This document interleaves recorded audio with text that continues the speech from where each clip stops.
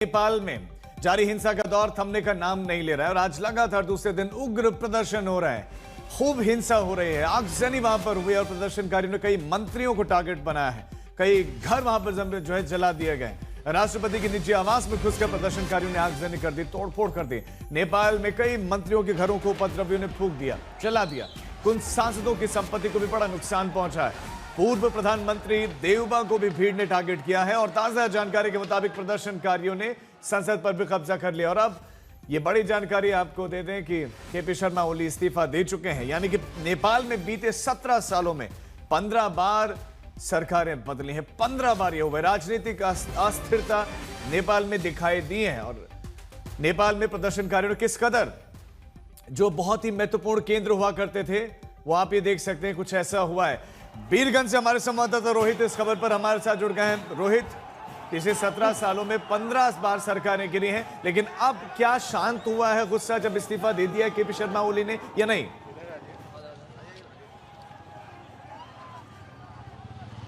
बिल्कुल भी नहीं। प्रधानमंत्री केपी शर्मा ओली ने इस्तीफा ज़रूर दे दिया है, लेकिन उसका असर जो है अभी देखने को नहीं मिल रहा है। काठमांडू भी जल रहा है, साथ ही साथ बीरगंज भी जल रहा है। और मेरे पीछे आप देखिए, ये घंटाघर चौक की तस्वीरें हैं। ये पूरा रोड आप देख लीजिए, ये ताज़ा हिंसा अभी हुई है। ये देखिए आप, ये जो आगजनी यहाँ पर की गई है, बैरिकेडिंग को जलाया गया है और यहाँ सड़कों पर आप देखिए किस तरीके से पत्थरबाजी की गई है। और पुलिस का यहाँ पर नामो निशान नहीं है, क्योंकि पुलिस को यहाँ से खदेड़ दिया गया है। इतनी ज़्यादा संख्या में जो प्रदर्शनकारी यहाँ पर पहुँचे थे, उसके बाद आप देखिए किस तरीके से इस चौक पर यहाँ पर आप आइए देख सकते हैं कि यहाँ पर आगजनी की गई है। और ये तस्वीरें अपने आप में दिखा रही है कि किस तरीके से केपी शर्मा ओली के इस्तीफे के बावजूद भी हालात नेपाल में सुधरने का नाम नहीं ले रहे हैं। लोगों की नाराज़गी जो है वो ख़त्म नहीं हो रही है और किस तरीके से आप देखिए यहाँ पर लगातार यहाँ पर आगजनी चल रही है। कुछ स्थानीय लोग हमारे साथ मौजूद हैं, उनसे ही बात करते हैं। प्रधानमंत्री का इस्तीफा हो गया है, उसके बावजूद भी लोग, क्या आप लोग खुश हैं इससे? क्या ये प्रदर्शन शांत हो जाएगा? अभी भी जन आक्रोश तो हम लोग के अंदर भरा हुआ ही है। ये इससे अभी हम लोग को खुशी नहीं है जब तक कोई स्थायी सरकार गठन ना हो। मगर ये जो पुरानी जितनी भी बूढ़े लोगों की सरकार है, ये नहीं चाहिए। इन लोगों की सोच बूढ़ी हो गई है। सोच बूढ़ी हो गई इन लोगों की। हाँ, तो उसका आप लोग क्या लगता है, कौन विकल्प हो सकता है जो सरकार, स्थायी सरकार दे? ठीक अभी इसका कहना मुश्किल है, क्योंकि अभी हम लोग को भी अंतिम सरकार अब क्या गठन होता है, क्या यहाँ की बात होती लेकिन ये क्या जो हिंसक प्रदर्शन हो रहा था वो अब थमेगा क्या इस्तीफे के बाद? वो क्या आप लोग, मतलब बहुत लोग चाह रहे थे कि इस्तीफा होना चाहिए। कार्रवाई नहीं होगा ये सरकार को, तब तक नहीं रुकेगा ये। क्या चीज? ये सरकार जो नरसंहार किया है यहाँ के युवाओं पर, उसको जब तक उसका कार्रवाई नहीं होगा, उस पर सरकार पर फांसी नहीं होगा, तब तक ये नहीं रुकेगा। कौन चाहिए? मतलब आप लोग की नाराजगी सिर्फ इस्तीफे से नहीं पूरी होने वाली है? ये भ्रष्टाचार में लिप्त सरकार ये अपना भ्रष्टाचार छिपाने के लिए गोलीबारी किया है। इस्तीफा तो दे दिया, उसको नहीं मानेंगे, उसको गोली लगा, गोली चाहिए किया है, उनको भी फांसी चाहिए। मतलब आप लोग फांसी की मांग कर रहे हैं प्रधानमंत्री ओली की? इस्तीफा से आप लोग नहीं मानेंगे? इस्तीफा से नहीं होगा, उस पर कार्रवाई होना पड़ेगा सरकार पर। इधर आइए, आप क्या कह रहे हैं? राजा सहित को हिंदू राष्ट्र चाहिए, हम लोगों को गणतंत्र नहीं चाहिए। सब नेता लोग अपना स्वार्थ पूरा कर रहा है। तो देखिए किस तरीके से यहाँ राजतंत्र की यहाँ पर मांग उठ रही है। लोग कह रहे हैं कि भाई प्रधानमंत्री के इस्तीफे से कुछ नहीं होने वाला है, अपनी जान बचाने के लिए उन्होंने इस्तीफा दिया है। कल जिस तरीके रोहित, हम आपके पास लौटते हैं, बड़ी संख्या में आपके पास लोग भी हैं, लेकिन हम कुछ तस्वीरें दर्शकों को दिखा रहे हैं कैसे हंगामा हिंसा हुई है, कैसे तोड़फोड़ हुई है और प्रमुख जगहों पर तोड़फोड़ हुई है। चाहे आप गृह मंत्री का घर ले लीजिए, निजी आवास पीएम का ले लीजिए, संसद भवन ले लीजिए, राष्ट्रपति का निजी आवास ले लीजिए, नेपाली कांग्रेस का पार्टी कार्यालय हो, वहाँ की अटॉर्नी जनरल ऑफिस हो, सुप्रीम कोर्ट हो, हर जगह पर तोड़फोड़ की गई है। हम कुछ इस तरह की तस्वीरें आपको दिखा रहे हैं। ये वो जगह होती जो हाईली सेंसिटिव जगह, यहाँ बहुत संवेदनशील जगह हैं और बहुत ही हाई सिक्योरिटी जोन में ये तमाम इलाके थे और उन घरों को कुछ इस तरह से तोड़ दिया गया, उनको जला दिया गया है। और उसी की तस्वीरें आपको दिखा दें। आक्रोशित ये युवा हैं, आक्रोशित युवा, और उसके बाद आग लगाने के बाद जश्न मनाते हुए। हालांकि जब स्थिर सरकार मिल जाएगी उसके बाद आग लगाने वालों के ही टैक्स से पैसे से इस चीज को फिर से दोबारा बनाया जाएगा। लेकिन अभी वो इस बात से खुश है क्योंकि उनका ये मानना है, ये प्रदर्शनकारियों को लगता है कि जो गोलियां चलवाई गई, जो कल 20 लोगों की मौत हुई, वो मौत नहीं है, हत्या है। और केपी शर्मा ओली सरकार पर वो आरोप लगा रहे हैं। अब आप ये देखिए, एक एक करके तमाम इंपॉर्टेंट जगह थी नेपाल के केंद्र, जहां से नेपाल को रन किया जाता, नेपाल चलता था इन जगहों से, लेकिन अब उन जगहों पर देखिए सिर्फ धुआं निकल रहा है। उन जगहों पर टूटी हुई कुर्सियां, फटे हुए सोफे, जलती हुई दीवारें, जलती हुई लकड़ी और वहां पर चीखता हुआ, गूंजता हुआ लोगों का शोर, जिसमें वो विजयी भाव उनको नजर आ रहा है। जैसे ही पीएम केपी शर्मा ओली ने इस्तीफा दिया, और केपी शर्मा ओली की अगर बात करें तो उनके जब वो पीएम बने तब तक ऐसा लगता है कांटों भरा ताज पहना, क्योंकि हर बार कुछ इस तरह की स्थिति होती है कि या तो हटते हैं या हटाए जाते हैं या उस तरह की परिस्थितियां हो जाती हैं। ये 3 तस्वीरें आपके सामने हैं। केपी शर्मा ओली ने इस्तीफा दे दिया है।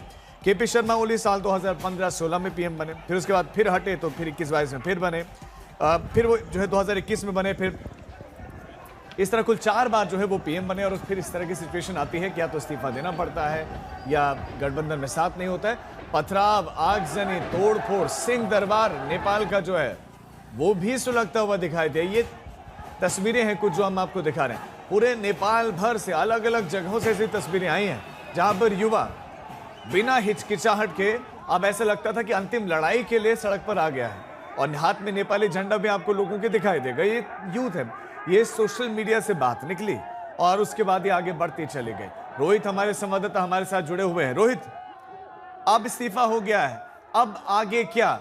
आगे क्या चाहती है वहां के लोग? जी देखिए, यही बड़ा सवाल है राजीव कि अब आगे क्या होगा। केपी शर्मा ओली ने तो अपना इस्तीफा दे दिया है, लेकिन अगली सरकार किसकी बनेगी, कौन प्रधानमंत्री होगा और किस दिशा में नेपाल को लेकर जाएगा, ये बड़ा सवाल बना हुआ है। क्योंकि पिछले अगर 2 दशकों में देखिए, जो भी सरकार बनती है उस पर हमेशा से भ्रष्टाचार के आरोप लगते हैं, जो ट्रांसपेरेंसी नहीं रहता है, शिक्षा व्यवस्था फेल होती है, रोजगार नहीं है यहाँ के लोगों के पास, उसको लेकर जो है नाराजगी यहाँ पर है। और कुछ स्थानीय लोग हैं, हमें बताइए कि इस्तीफा हो गया है, अब आगे क्या होगा, बताइए। आगे हम लोग को अब ये जो भी सरकार बने, सरकार हम लोग को नहीं चाहिए। क्या चाहिए? इस हिसाब से जो सरकार बन रहा है, इस हिसाब से सरकार नहीं चाहिए हमें। यहाँ का जो काठमांडू का बैलेंस है, या तो उसको बनाया जाए, या तो फिर जो राज शासन है वही चले। राजतंत्र की मांग आप लोग लगातार क्यों कर रहे हैं? बार बार लोगों से सुन रहे हैं। 100 चोर होने से अच्छा, 500 चोर होने से अच्छा एक डाकू हो जाए ना, वही बैठ जाए, वही कर ले। अच्छा, ये आप लोग बोले 500 चोर होने से अच्छा एक डाकू बैठ जाए, वो ज्यादा अच्छा है। वो अच्छा है। राजा से भी बदतर हालत हो गई है इन दिनों जो है देश की। बताइए हम लोगों ने राजा को हटाया हाँ। कि काफी हम लोग को अच्छा अनुभव मिलेगा, देश में जनता को खुशहाली मिलेगी, लेकिन एकदम देश को इन लोगों ने कंगाल कर दिया। 10 लाख से विदेशी एयरपोर्ट से नेपाल में आ रही है। नेपाली जो जनता विदेश में जाके काम कर रही है, 10 लाख काठमांडू डेली पहुँच रही है विदेश से। तो कोई विकल्प ही नहीं है। और हम लोग चाहते हैं कि भारत और नेपाल का मैत्रीपूर्ण संबंध रहे। ओली जी ने क्या है कि भारत नेपाल के संबंध को एकदम बिगाड़ने का भरपूर प्रयास किया गया। जितना उनको खुशी मिलती थी भारत नेपाल के संबंध को बिगाड़ के, आज वो मोदी जी से नहीं बोल रहे हैं कि काठमांडू तक रेल चला दीजिए, मेट्रो चला दीजिए हेटोड़ा तक। 1 साल में हम लोग को मेट्रो मिल जाती है यहाँ पे, लेकिन ये खाली क्या है कि बिना गड़ा हुआ मुर्दा। तो प्रधानमंत्री मोदी की आप जिक्र करते हैं, भारत की भी कोई भूमिका देख रहे हैं? शांति है बहाली? सारे जनता भारत को देख रहे हैं। और ओली यहाँ से भागे ना तो भारत में उसको जगह न मिले। अच्छा, ओली यहाँ से भागे तो भारत में जगह न मिले, उनको उसको शरण न मिले, शरण नहीं मिले। जब देख रहे हैं ये एक नाराजगी, किस तरह की नाराजगी है। आप देखिए कि केपी ओली शर्मा ओली जो है उनके भागने की खबर आ रही है, तो यहाँ लोग ये भी कह रहे हैं कि भारत को कम से कम उनको जो है शरण नहीं देना चाहिए। लेकिन इन सब के बीच में अभी भी जो देख सकते हैं, नेपाल में हिंसा जारी है, आगजनी हो रही है, पत्थरबाजी हो रही है, और लोगों का यही साफ तौर पर मानना है कि इस्तीफा देकर केपी शर्मा ओली ने केवल अपनी जान बचाने की कोशिश की है। और ये आगजनी इस बात की तस्दीक करती है कि हालात नेपाल में अभी आने वाले दिनों में सुधरने वाले नहीं हैं। कम से कम कुछ वक्त लगेगा, जिससे पहले की जब हालात जो हैं नेपाल में। अब आपको हमारे संवाददाता अमित भारद्वाज के ग्राउंड रिपोर्ट दिखाते हैं।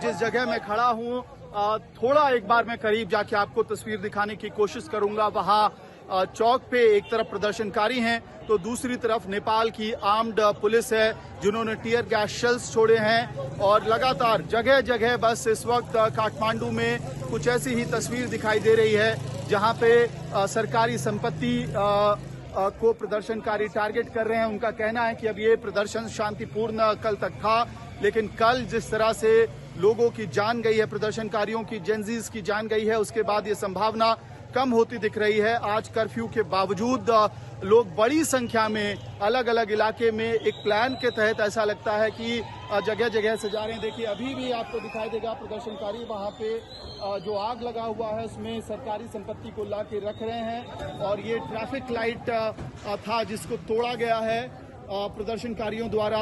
नाराजगी इस बात को लेकर है कि कल 19 लोगों की जान गई है और इसी वजह से ये प्रदर्शन जो है धीरे धीरे अब हिंसक रूप लेता हुआ दिखाई दे रहा है।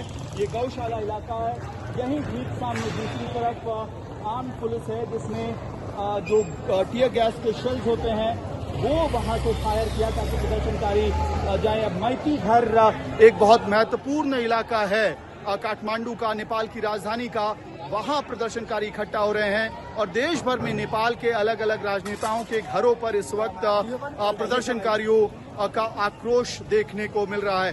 अमित भारद्वाज, काठमांडू, आज तक। हमारे संवाददाता की ग्राउंड रिपोर्ट आपने देखी और अब प्रदर्शनकारी जिस मांग को बुलंद कर रहे थे वो मांग लगभग पूरी हुई है। वो है केपी शर्मा ओली का इस्तीफा, वो हो गया है। और उसके बाद अब आप देखिए, हम आपको साथ साथ में तस्वीरें भी दिखा रहे हैं। आप काठमांडू की तस्वीर देखिए जो सुलग रहा है कई दिनों से। आप पुलिस की गाड़ी की तस्वीर देख रहे थे जो जला दी गई। उसके बाद ये प्रदर्शनकारियों ने वहां कई महत्वपूर्ण केंद्रों को आग के हवाले कर दिया, वहां पथराव किया और उसके बाद जब आग लगा दी गई और फिर इस्तीफा भी हुआ, उसके बाद जीत का जश्न मनाते हुए ये तमाम लोग और ये नारेबाजी भी बुलंद करते हुए ये काठमांडू की तस्वीरें आप देख रहे हैं। अब आपको ये हम 5 तस्वीरें दिखा रहे हैं जहां पीएम ओली के खिलाफ लोगों का गुस्सा पूर्व कह सकते हैं क्योंकि इस्तीफा दे चुके हैं। वहीं पुष्प दहल कमल प्रचंड का भी जबरदस्त विरोध, प्रचंड विरोध हुआ है और ये वो प्रमुख राजनेता है, वो बड़े बड़े लीडर्स हैं जो अलग अलग समय पर नेपाल का प्रतिनिधित्व कर चुके हैं, डेमोक्रेसी को आगे बढ़ाने का जिनके ऊपर जिम्मा था।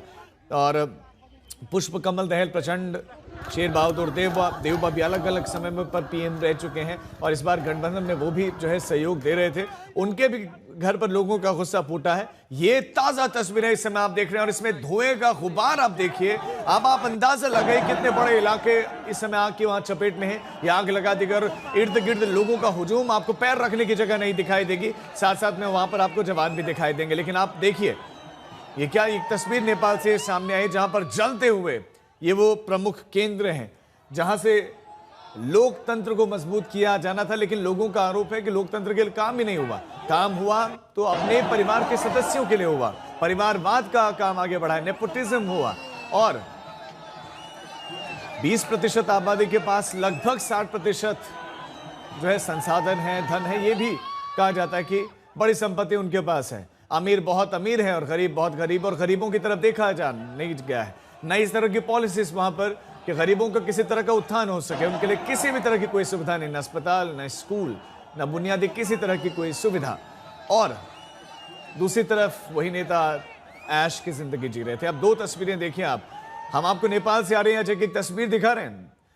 कई मंत्री इस्तीफा दे चुके हैं और उसके बाद प्रधानमंत्री पर बहुत दबाव था। शुरुआत में तो इनकार किया गया, उनके कैबिनेट के सदस्यों ने इनकार किया कि नहीं देंगे इस्तीफा। शुरुआत में तो ये भी कहा था कि हम बैन नहीं हटाएंगे, लेकिन बैन भी हटा और उसके बाद अब इस्तीफा देना पड़ा। गठबंधन के सहयोगियों का भी बड़ा दबाव था, उनको भी इस्तीफा देना पड़ा और विपक्षी दलों का प्रदर्शनकारियों को समर्थन पूरा दिखाई दिया। और केपी शर्मा ओली के विरुद्ध में बहुत नारेबाजी आज देखने को मिली। ये तस्वीरें हैं और नेपाल में इस समय भी शांति नहीं है। केपी शर्मा ओली के इस्तीफे के बाद भी शांति नहीं है। वहां स्थिरता के लिए एक सरकार और उपयुक्त व्यक्ति के चयन की बात हो रही है और वो जो पूर्व के पीएम रहे हैं और इन राजनीतिक दलों से इतर वो चाहते हैं कि इनके पास कोई विजन नहीं है नेपाल के लिए, इनके पास कोई एजेंडा नहीं है नेपाल के लिए, ये लोग कह रहे हैं। ये एक बड़ी दिलचस्प तस्वीर है। वहां के राजनेता जो सत्ता में थे बदल जरूर रहे थे, साल भर में बदलते चले जाते थे। ये बीते कुछ सालों की कहानी है, 17 सालों की, कि 15 बार बदल गए। पंकज दास अब हमारे संवाददाता इस खबर पर हमारे साथ जुड़ गए। पंकज, अब आप बताएं इस समय क्या सिचुएशन नेपाल के अलग अलग हिस्सों की, क्या जानकारी कहां से मिल रही, क्या चल रहा है वहां पर? देखिए, बहुत बुरी अवस्था हो गई है। जिन नेताओं के घर में प्रदर्शनकारी घुसे थे उनकी हालत देखकर उनका जो वीडियो सब सामने आ रहा है वो बिल्कुल लहूलुहान हुए पड़े हैं। उनके कार्यकर्ता उनको लेकर हॉस्पिटल की तरफ अभी गए हैं। जैसे कि अभी कुछ देर पहले ही एक वीडियो आया है शेर बहादुर देवा और आरजू देवा जो कि ओली सरकार में विदेश मंत्री थी, और शेर बहादुर देवा जो कि पूर्व प्रधानमंत्री थे, जब उनके घर में प्रदर्शनकारी घुस गए और उन दोनों को बहुत बुरी तरीके से पीटा, पूरा लहूलुहान होकर वो घर से बाहर उनको निकाल कर हॉस्पिटल की तरफ ले जाया गया है।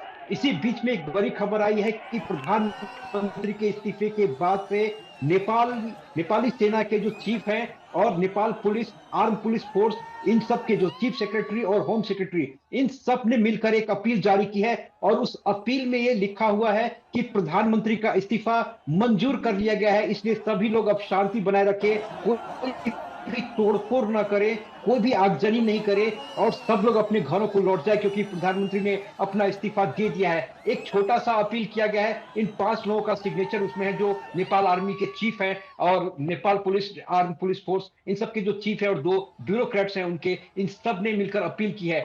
उनकी अपील कितनी रंग लाती है, क्योंकि इसी बीच में प्रदर्शनकारी घुस गए हैं। एक खबर अभी आई है कि सुप्रीम कोर्ट में भी प्रदर्शनकारी घुस गए, वहां भी आगजनी शुरू कर दी है, तो ये भीड़ बिल्कुल अनियंत्रित हो गया है।